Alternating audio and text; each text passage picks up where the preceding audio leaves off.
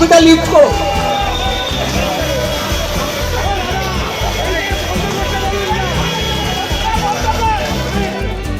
সন্তোষজয়ী দই বাংলা দলকে এদিন সংবর্ধনা দিল ভবানীপুর ক্লাব। অনুষ্ঠানে সন্তোষ ট্রফি জয়ী কোচ সঞ্জয় সেন সহ উপস্থিত ছিল গোটা বাংলা দল। তবে রবি হাসদা ও ইসরাফিল দেওয়ান উপস্থিত থাকতে পারেননি মোহামেডান ক্লাবের প্র্যাকটিস থাকায়। সংবর্ধনা অনুষ্ঠানে ভবানীপুর ক্লাব কর্তৃপক্ষের তরফ থেকে চ্যাম্পিয়ন দলকে 3 লক্ষ টাকার আর্থিক পুরস্কার দেওয়া হয়। কোচ ফুটবলারদের প্রত্যেককে একটি করে ঘড়িও দেওয়া হয়।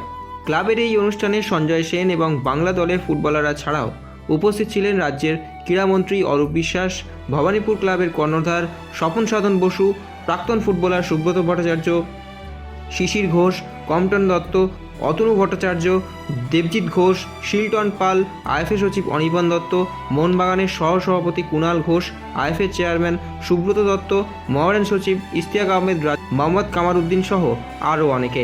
এদিন জমকালো সংবর্ধনা দেওয়া হয় গোটা বাংলা দলকে। ট্রফিটা লিফট করো।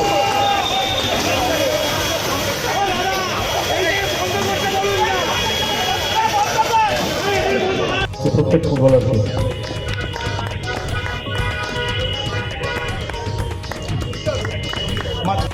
মদন মান্ডি, একটা কথা জানি রাখি, মদন মান্ডি কিন্তু আমাদের ভবানীপুরের ফুটবল।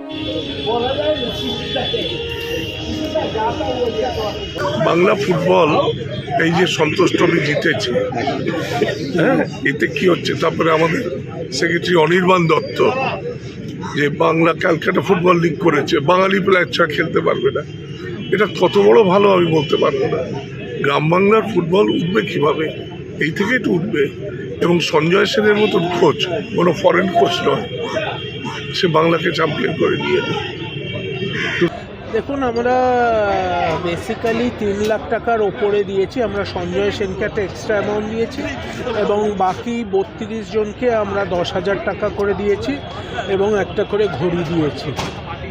তো সেটা ইম্পর্টেন্ট। আমরা মনে করি যে এই সাফল্যের সাথে আমরাও ইকুয়ালভাবেই যুক্ত।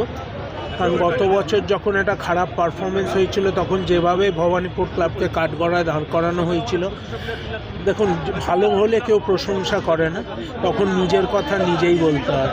কারণ খারাপের সময় অনেকে আছে বলার জন্য।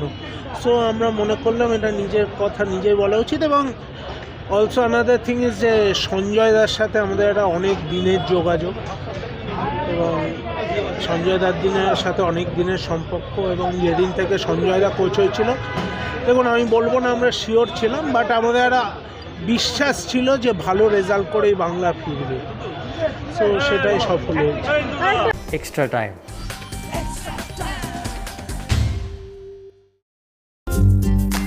লেটেস্ট নিউজ আর এক্সক্লুসিভ ভিডিওর সঙ্গে আপডেট থাকতে এখনই সাবস্ক্রাইব করুন আমাদের ইউটিউব চ্যানেল।